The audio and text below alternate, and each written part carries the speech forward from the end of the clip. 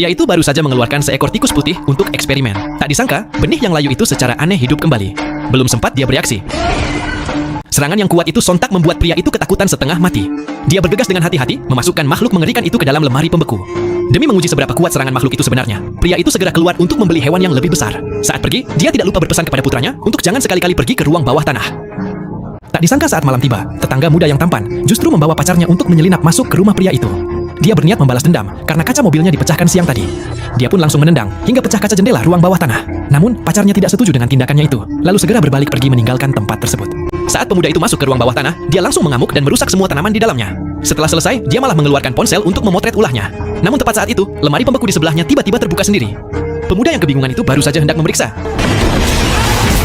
Melihat pacarnya tak kunjung kembali, gadis itu terpaksa datang untuk memeriksa keadaan. Namun setelah memanggil lama, tidak ada jawaban dari pacarnya. Dengan pasrah, dia masuk ke ruang bawah tanah untuk mencari. Saat melihat sekeliling, dia tetap tidak melihat sosok pacarnya. Tepat saat itu, tiba-tiba sebuah tangan terulur ke arahnya. Gadis itu seketika pingsan karena ketakutan melihat pemandangan mengerikan di depannya. Saat itu Jack, anak pemilik rumah, yang baru pulang membuka pintu dan langsung berpapasan dengan monster yang sedang memanggul gadis itu. Belum sempat dia bereaksi, dia dipukul hingga terpental dan pingsan di tempat. Saat gadis itu sadar dari pingsannya, dia melihat monster itu sedang mengacak-acak isi ruangan. Gadis yang panik itu terus mundur ketakutan.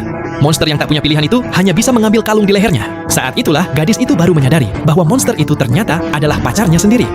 Namun belum sempat dia memahami apa yang terjadi, Jack yang sudah sadar mengejar mereka. Tanpa basa-basi, Jack mengambil pipa besi dan memukulkannya ke arah monster.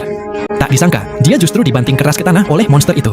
Saat Jack hampir saja dihabisi oleh monster itu, di saat kritis gadis itu dengan cepat menarik tuas hidrolik mobil. Monster itu seketika tergencet mobil hingga hancur. Namun tak disangka, saat mereka berdua meninggalkan lokasi, cairan aneh di tanah justru kembali menyatu secara misterius.